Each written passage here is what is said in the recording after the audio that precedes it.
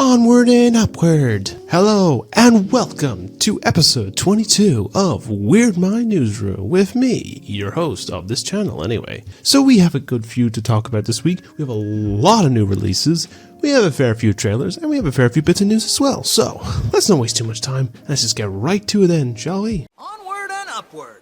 So we shall start off this week with the big new release from the famous acclaimed director and of course superhero movie fan number one, Martin Scorsese, as he brings his new true crime story of Killers of the Flower Moon. Now this is based on the true story set in 1920s about the discovery of oil on the Osage indigenous people's lands, which will then lead to the white man killing them to take their oil, and this will also lead to the creation of the FBI in the process, so basically they'll go back on revenge. Now the reception of this movie has been very well received from its cast, its cinematography, and its story, with some criticism mainly going towards its very lengthy runtime at just under 3.5 hours. Now, Scorsese has come out and defended this decision due to the likes of people who would go to the theatre to watch a play or binge a 5-hour series on streaming services like Netflix. But with those though, you get an intermission with a play, or you can pause it for the streaming service, but you can't get that in the cinema. But if you can sit around and want to check out this new Scorsese film, you can do so now, as available in cinemas.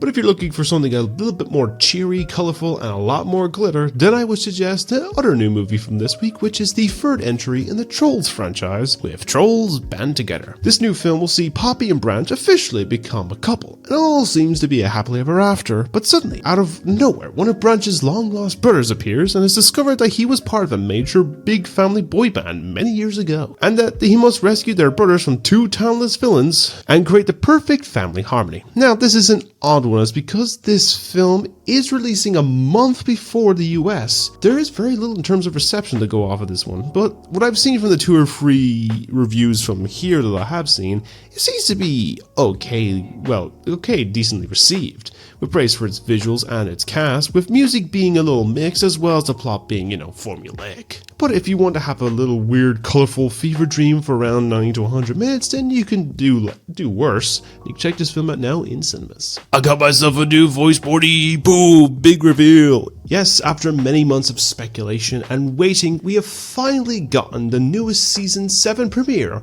of Rick and Morty, that will see more new misadventures of the world's smartest man of Rick Sanchez and his bumbling grandson of Morty Smith and his family. Now, the first episode gave us the reveal of the new voices, and honestly, there is 1 or 2 times it sounds off, but most of it's really well done for the voice that you would not see too much of a difference. But if you want to know the voice anyway, you're gonna have to check it out yourself, because I can't recall myself. It's been a long week, so give it that case. But if you're up for some more misadventures, you can check out the first episode now and have the new episode releasing every week over here on Tuesday nights. And now for a series that I wish would hurry up and just end at this point, we have the 7th season of the series that seems to get more and more seasons, but any actually good shows actually get cancelled because of it. And this is of course Big Mouth. This season I think it's seeing the young teens heading off to high school with new challenges and issues to face, and some other crude sexual jokes aplenty, including some big name lists as well of like Megan Thee Stallion and Stephanie Beatriz. I think the 2 big names I know that's new into this season. Now, for some reason, this series continues to get near perfect praise when it is bordering on CP nearly at this point. Then again, Netflix does seem to promote it more, as you can see by this trash. But if you want to see the near end of this show, you can do it now on Netflix. And now from Netflix, I think it'd be worth giving your time to, as we have a new anime-style series from the executive producer of the Castlevania series, with this also being a super video game crossover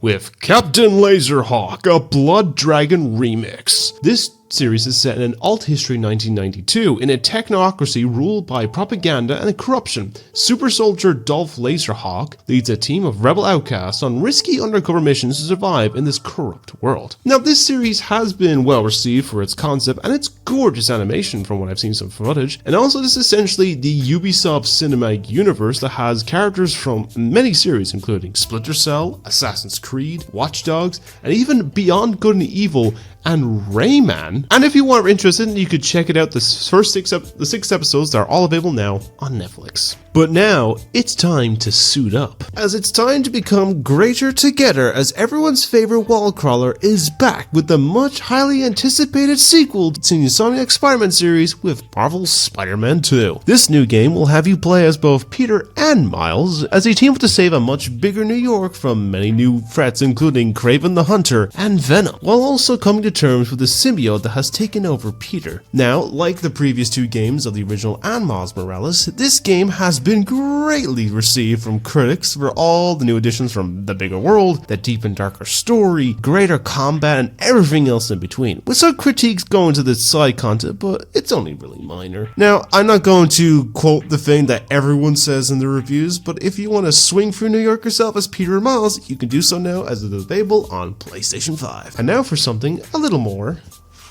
whimsical, as we have the magically creative mind of Nintendo, and we're going to have the newest game from the world of Super Mario with Super Mario Bros. Wonder. Now, this new game will let you play from a vast variety of characters, from the brothers, the Toads, the princesses, the Yoshis, and Nabbit, as you travel across the vast land of the Flower Kingdom to save the lands from Bowser, who has got himself in a mess with the Wonder Flower's power. Now, this game has also been very highly praised for bringing fresh life to the 2D Mario games, with some fresh new animation, its style, aesthetic, power-ups, and everything under the sun. And you want to have a true feel-good, wonderful time playing some Nintendo games, then you won't have any problem playing Super Mario Bros. Wonder, as it's available now on Nintendo Switch. But it's not just the famous plumber that has got himself a big new game out this week, because everyone's favorite blue blur is with its own new 2D style game with Sonic Superstars. This new game will have you playing as Sonic, Tails, Knuckles, and Amy as you travel across the new colorful world of the North Star Islands and use the new powers of the Chaos Emeralds to stop Dr. Eggman, Fang the Hunter, and Trip the Sun Gazer in an all-new 2.5D fast-paced game. The reception on this game has also been sort of well received for its new style for the Sonic games and character choice, and bringing some new life to the 2D Sonic games. But if you want to have some fast-paced fun, then you can do so now on PS4 and 5, Xbox One, Series X and S, PC, and Nintendo Switch. But if blue blurs, plumbers, and Spider-Man are not your thing, and you rather play as Big Monkey on a Titan scale, then you can get your hands on the all-new beat-em-up game of Skull Island: Rise of Kong. Now, this new game will have you play as King Kong himself as you smash and punch your way across Skull Island to defeat the alpha predator of Gaw and get revenge for the death of your parents. Now, this game was announced about 3 months ago, and the reception has been very much panned, to the point where this has now been labeled as by many outlets as the worst game of the year, being at the likes of Crime Boss Rockabye City, Redfall, and even Lord of the Rings Gollum. Although if you've seen my last week's We're My Newsroom episode, you will see that there is some reason for it looking bad and in a rough state. But if you want to experience the absolute carnage of the game and see what many have complained about, then you can do so on PS4 and 5, Xbox Series X and S, and Xbox One, Nintendo Switch, and PC. And to end this extensively new releases of this week, we're heading back to the world of comic books, but not with masked superheroes, but rather a demon with a grudge, as we have an all-new game for the character of Hellboy, with Hellboy Web of Weird. Now, this new game will see the demon go on a mission to locate the whereabouts of a missing agent from the BPRD, and it soon pulls him deeper into the world of weird, to basically fight his way through it and find out what's really causing it. Now, this game has been hit with some mixed reception, as well the art style and characters has been well received, which is also being the final video game voice role for the late Lance Reddick. Its combat and its simple difficulty has been critiqued. But if you would like to head into the world of weird, you can do so yourself on PS4 and 5, Xbox Series X and S, Switch, and PC. And with that is all of the new releases that we got this week. Come on, Eileen. Right. So our first trailer is something that you are probably not thinking about a certain upcoming holiday right now, as there is another one coming up in about 10 days as I'm recording this, and we will do as much as we can to stop someone from defrosting and another from coming out of this cave, as you can see from this live footage here.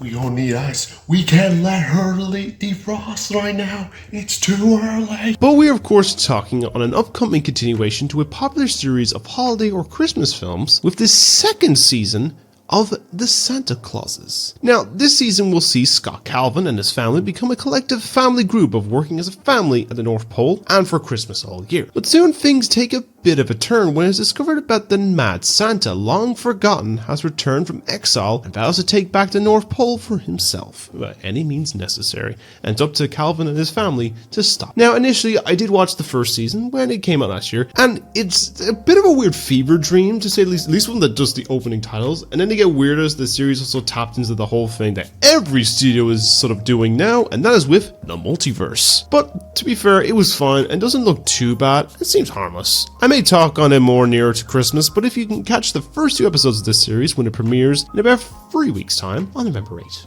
But now for something with a little bit more velocity and friction, as we have received a second trailer for the upcoming new film of Ferrari that stars Adam Driver as the automotive mogul Enzo Ferrari, whose family and himself would redefine the idea of the high-powered Italian sports car and technically create the legacy that is the Formula 1 racing scene. Now, this film does look pretty great. You couldn't tell me that this is Adam Driver. Like, you couldn't say just from the look that's Adam Driver himself. And, you know, what I've seen already, the reception of this movie has been pretty greatly received from a lot of the film festivals. And if you're looking for interesting and checking it out yourself, you can do so when this film releases in cinemas on Boxing Day of this year. And now for another tale of a famous face getting their own movie, as we have received another trailer for the newest film from acclaimed director Ridley Scott with his all-new wartime epic of the life of Napoleon. Now, this new film will follow the military commander's origins and his swift, ruthless climb to emperor, which is viewed through the prism of his addictive and even often volatile relationship with his wife and one true love of Josephine. Now, Ridley Scott knows how to make his epics, as you can clearly tell from the likes of Gladiator, and even the likes of the most recent one that a lot of people looked over, which was The Last Duel. But this one does look pretty great. I will definitely say I'm interested to check it out, and, you know,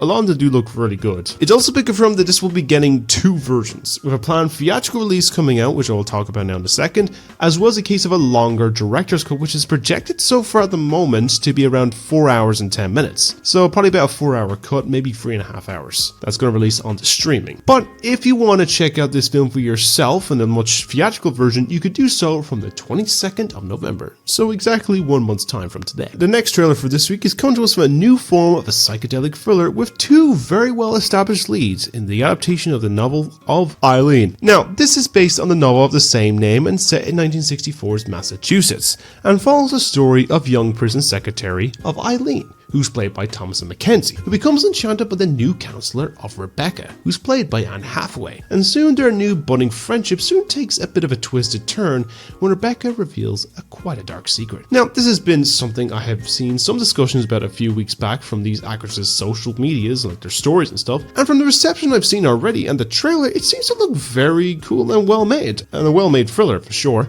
And you'll be able to find out more for yourself the dark secrets from these 2 when the film releases into cinemas on December 1st. And now, that was initially the final trailer, but then I saw something as I was just about to start recording this, and this is actually with a surprise announcement of a game to a indie horror game that came out this year that I might have talked about, I think, in my blog. But this is, of course, a sequel to Amanda the Adventurer. Now, not much is shown from this trailer. It's just basically Wooly announcing that essentially Amanda's gone on more adventures and stuff, and it's been cryptic teased that like there's a second season. Sounds like he's at gunpoint. I think there's a duck in the trailer that has him at gunpoint or something like that. It's weird, but we don't know when it's coming out yet. But when I hear some stuff, because the first game was pretty interesting, and if you want to check it out yourself, I'll leave all the trailers in the link down below in the description so you can check out for yourself. And with that, that's all the trailers for this week. Manners maketh man. Let me translate that for you. Now, our next story follows a simple code. In particular, manners maketh man. And as of course talking about the long-running series of the Kingsmen franchise. Now, since 2014, there has been 3 full-length movies released to the franchise, with 2 focusing on the young agent Eggsy and his mentor Harry Hart, and a third one which was a prequel origin of the Secret Service group itself, set up during the First World War to stop some very powerful names in history, including Rasputin. Now, we have known for a while that there is a planned third entry in the mainline series with a focus on Eggsy, as well as a planned series of film focused on the second film's group of the Statesmen. But now we have the confirmation of another film, and an update to the Ferrari. Now, according to director Matthew Vaughn, who was at New York Comic Con last week promoting his new film of Argyle, he's made mention that his planned next film will be the long-awaited third Kingsmen film that he's planned to start filming or is planned for release sometime next year. But I think it's probably going to be more starting filming and then released a year later, most likely. Now, he initially planned to start filming this, I think, some point in like September last year, but due to scheduling conflicts and script rewrites, it has been quite a while to get to it. Plus, the last film of the Kingsmen was delayed a few times for the pandemic anyway, so you can get the gist of it. Now, speaking of Kingsman, it seems we are getting confirmed that we are getting another prequel film that has been the subtitle name of The Traitor King. Now, this one is building on the mid-credits scene of the most recent film and will follow the rise and rule over the Führer and either lead to a third film during the Second World War or will be from the 20s to 1945 or whatever. Now, it's unknown when exactly we will see the film release or start filming, but I'm sure we'll get it some word in the near future and I will update on that when that time comes. But what are your thoughts on this? Are you excited for a Kingsman 3 and a Kingsman sequel? And what are your thoughts on the films and comic book series it's based on in particular? So I actually like this series. I really like the first one. The second one has a bit of its problems, but you know, it's alright. And the third's okay. Let me know what you think of it down below in the comments. Now, I'm going to just keep this one brief, but surprisingly, we have another new clothing-based news story, and will relate to a previous entry in a similar clothing item, shoes. Now, as I mentioned in a previous news story, we have a confirmed version of Crocs based on the popular ogre of Shrek being made and releasing, and they follow along with the king of them as well, which was the Lightning McQueen Crocs. Well, it looks like we're getting the connective piece to McQueen, and it is from his best friend and tow truck companion of Mater. Yes, the Mater Crocs have been announced and have also been possibly an upgrade to the shoes itself, as there may have been an earlier version from years ago, but I could be completely wrong and maybe just fan-made versions. Now, not much else is known, but these should be releasing sometime soon, and I'll get an update on that when it does. But what are your thoughts on these new designs and on Crocs in general? Because I know they've released some weird shoes. I might kind of do a video on it. Maybe, I don't know. Let me hear what your thoughts are down below in the comments. And now for the first of two pieces relating to the Marvel Cinematic Universe.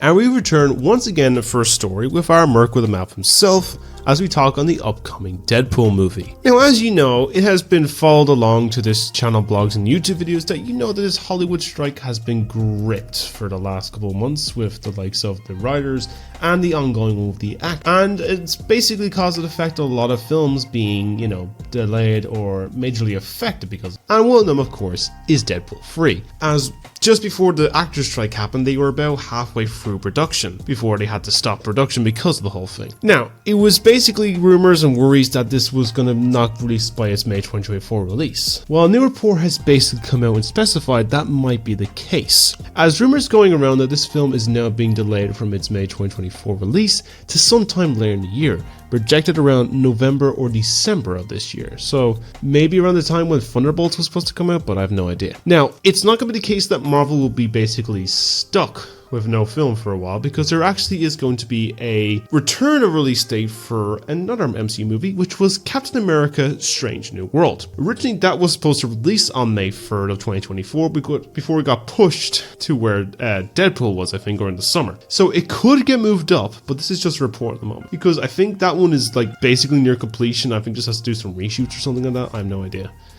But at the moment, this is just all reported. It's not been properly confirmed, but it has been rumored for a while. But until we get some confirmation, as well as maybe some updates on other MCU content, because there's usually something new every week, I'll let you know in a future episode. What are your thoughts on this whole announcement, and do you see any other superhero films be affected from these release date changes, as well as other films for the next year? Because I know in case this actor strike is still going on, and it's completely nuts. Let me know what you think down below in the comments. Let's have a discussion about it. And now for just another small news story, but we're going over to Amazon Prime and talking on their superheroes in particular. And this is, of course, in particular talking on their series of The Boys. Now, as you know, the series has been very popular, with 3 highly praised series of the original one, as well as a very high praised spin-off of Gen V that is currently in syndication, with its 6th episode of the first season releasing just this week. Well, it's not the only season, as was announced around midweek this week that class is in session for a sophomore year, as it was confirmed for a second season season to Gen V. Now, not much is known when this new series will release, but most case will be after season 4, because I think the finale for this season is going to lead into the beginning of The Boys season 4, and the end of The Boys season 4 is going to lead into Gen V season 2. So my projection is season 4 I feel is going to be next year, and then we'll get Gen V season 2 in like 2025, once all these strikes end and stuff like that. So we'll probably see more of the latest with all those new young adult soups. But what do you think? Are you happy that the series is continuing, and what are your thoughts on The Boys and Gen V in general? Let me know what you think of it all down below in the comments. And now to wrap up this week is with the second story to Marvel Studios, and this relates back to an older story on this blog, which relates to the head of Marvel Visual Effects, Victoria Alonso, being let go from the company. Now, initially the reasoning was due to her breaking contract, as she was a producer on the film of, I believe, Minara, I think that's what it's called, film that released last year that was nominated for awards, and because of that, she was let go because it was a breach of contract or something. She couldn't work on her films besides the studio things. Well, now more has come to light, and it relates to a rumor about that's been floated around the time of her termination, and has to do with the film of Ant-Man the Wasp: Quantumania. Now, according to the book of MCU, The Reign of Marvel Studios, the reasoning for this was due to some in-studio requesting for her to remove some of the subtle themes to LGBTQ themes and stuff in the film, as they worried it would affect release in foreign markets. But in this instance, she wanted to include them, and mixed with the Minara drama, it led to how it was her leaving the company. Now, in all case, having some small subtle LGBTQ themes in the film, while it's not being overdone, probably could have passed the release in another country where it was, but if it was just fully all themes of that, yeah, you probably get the gist of where it's going to get banned. But then again, some countries did ban the Spider-Verse movie because like it had small including of a flag supporting transgender people, so what do I know? It's a weird thing with these released things. But what are your thoughts on this? Do you feel it's a little blown out of proportion, or do you think it's justified for this whole situation? Let me know what you think of it all down below in the comments, and with that, that is all the news that we have for this week. You stay classy. And with that now, that brings us to the end of episode 22 of Weird Mind Newsroom, and I hope you enjoyed listening to my ramblings for well over 20 minutes at this point. Now, to talk about some updates to the channel. Right, so first I'm going to talk about, because it's coming up now in the next 10 days, Halloween video. I did a little poll, and I am now officially going to be confirming the case that I'm going to do, mainly the focus one just for this week, that hopefully have by Halloween, is the watching and talking about the 2 worst movies of horror from this year, which is Winnie the Pooh, Blood and Honey, and Dear David. I'm going to get to them probably maybe tomorrow and Tuesday, give or take, when I have this all edited and done. Other stuff. Rewatch-a-thon, I'm definitely getting through more as I can. I'm just a bit busy and stuff, a lot of other things at the moment. Review-wise, I have the Elemental one ready to go. It's currently on my channel. I was going to do a thumbnail for it, and I'm going to get to the other 2 when I can this week as well, if I have time and stuff. It's a busy week, you know, all the same. And that's basically all I have at the moment. I'm going to do other reviews as well. I'm going to do the Barbenheimer sometime next month. Maybe 1 or 2 other films in particular, or shows maybe as well. I'm going to do some show reviews, and even try and get some gaming eventually. I'm going to figure out how to set it up thing. But yeah, also as well, in case if you have anything you want to, you know, get a shout out from me, even like a special segment thing from myself, let me know on my socials or down below in the comments, and I will gladly look at it. And even if it's good, I will, and if it's wholesome and stuff like that, I will definitely do it. I'll do most stuff anyway, so that's for sure. Anyway, I think I've rambled on long enough here for the moment, so I hope you enjoyed listening to my ramblings. If you did, why not like the video and subscribe? I'm hoping to reach a goal of about 50 subs by the end of this year, so hopefully that could be the case. Comment below on all the topics that were discussed this week, as well as sharing around to other people that may not have seen my stuff and would like to join this wholesome community. And as always, I hope you all stay wonderful people, because you all are wonderful people, and have a great day every day. And I'll see you all in the next one. So, take care everybody, and goodbye everyone. Take care.